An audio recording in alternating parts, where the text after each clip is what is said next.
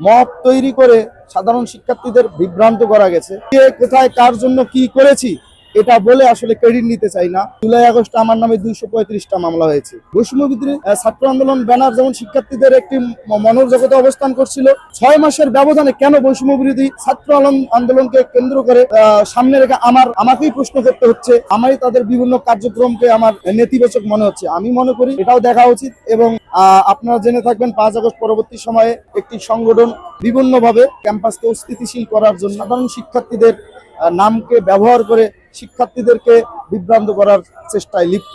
তারা এটা হয়তো বা জানে না, ঢাকা বিশ্ববিদ্যালয় ক্যাম্পাস সহ অন্যান্য ক্যাম্পাস, আমি যেহেতু ঢাকা বিশ্ববিদ্যালয়টাই বলি, ঢাকা বিশ্ববিদ্যালয় বাংলাদেশের সর্বোচ্চ বিদ্যাপীঠ। এই বিদ্যাপীঠের শিক্ষার্থীরা খুবই সচেতন।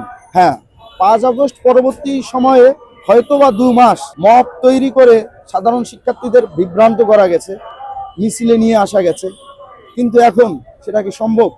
এখন বৈষম্য বিরোধী ছাত্র আন্দোলনের বর্তমান যারা ব্যানারে কথা বলে তারাই কিন্তু পুরা ছাত্র আন্দোলনটাকেই বিতর্কিত করে ফেলল। 5 আগস্ট পরবর্তী সময়ে জাতীয়তাবাদী ছাত্র দলের একজন কর্মী হিসাবে আমরাও কিন্তু আমাদের যারা গুণীজন আছে, সমাজের বিভিন্ন আমাদের গুরুজন আছে, তারা কিন্তু আমাদের আশীর্বাদ দোয়া করতো যে বাবা তোমরা ভালো করেছো, এটা ধরে রেখো।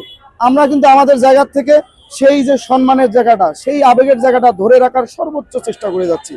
কিন্তু বৈষম্য বিরোধী ব্যানারের কথা আমি বারবার বলছি, এই ব্যানারটা ছিল আমাদের ছাত্র জনতার সবার একটি কমন প্ল্যাটফর্ম।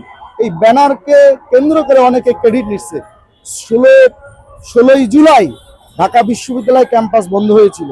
16 জুলাই পরবর্তী সময়ে বাংলাদেশে কিন্তু নেট ছিল না, বিশেষ করে ঢাকা শহরে। 16 জুলাই পরবর্তী সময়ে ঢাকা বিশ্ববিদ্যালয়ের হলগুলো বন্ধ ছিল। কে কোথায় কার জন্য কি করেছি এটা বলে আসলে ক্রেডিট নিতে চাই না। বেঁচে আছি, মহান ঈশ্বরের কাছে লাখ লাখ শুকরিয়া, এটাই বেশি। আপনারা হয়তো জেনে থাকবেন বৈষম্য বিরোধী ছাত্র আন্দোলনের যে নেতাকর্মীরা আমাদের এখন তুচ্ছ তাচ্ছিল্য করে কথা বলে, অনেকটা তারা এককভাবে ক্রেডিট নিতে চায়। আমি গণেশ চন্দ্র সাহস, ঢাকা বিশ্ববিদ্যালয় ছাত্র দলের সভাপতি। আমি মেট্রো রেল মামলার 1 নম্বর আসামি, বিডিবির 3 নম্বর আসামি। জুলাই আগস্ট আমার নামে 235টা মামলা হয়েছে।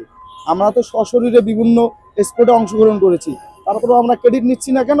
একক সংগঠন হিসেবে আমাদের শতাধিক ভাইয়েরা শহীদ হয়েছে, এবং কি সারা বাংলাদেশের ছাত্র জনতা বিভিন্ন ভাই বোন 2000-এরও অধিক শহীদ হয়েছে। আপনি দেখবেন জাতিসংঘ ঘোষিত কিছুদিন আগে একটি প্রতিবেদন, ফ্যাক্ট ফাইন্ডিং মিশন একটি প্রতিবেদন ঘোষণা করেছে, সেখানে 118 জন শিশু শহীদ হয়েছে, এবং সর্বোপরি 1400 জনেরও অধিক সংখ্যায় মানুষকে হত্যা করেছে ফ্যাসিস্ট হাসিনা ওয়াজেদের দোসররা।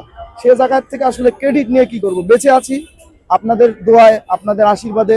সামনের দিনগুলোতে বাংলাদেশে গণতান্ত্রিক পন্থা কিভাবে বিনির্মাণ করা যায়, সামনে জনগণের প্রকৃত ভোটের মাধ্যমে কিভাবে একটি গণতান্ত্রিক রাষ্ট্র বিনির্মাণ করা যায়, এবং ছাত্র রাজনীতি যেহেতু আমরা করি, শিক্ষার্থী বান্ধব পরিবেশ নিশ্চিত করতে সাধারণ শিক্ষার্থীদের মনোজগতে কিভাবে প্রবেশ করা যায়, সাধারণ শিক্ষার্থীরা কি চায় কি চায় না, তাদের আসলে বাংলাদেশকে বিনির্মাণের জন্য তাদের কি মতামত, তাদের কি কর্মপরিকল্পনা, তাদের মতামতের ভিত্তিতেই সবসময় যেমন ছাত্রদল অতীতে আমরা আমাদের সাংগঠনিক কার্যক্রম করেছি, ভবিষ্যতেও করব বলে আমরা বিশ্বাস করি। এবং শিক্ষার্থীরা অবশ্যই আমাদের আবেগ আক্ষেপ এবং আমাদের অবদানের জায়গা অস্বীকার করবে না।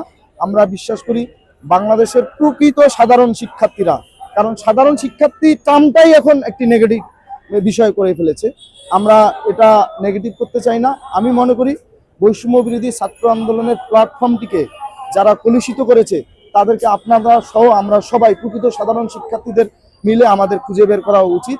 বৈষম্য বিরোধী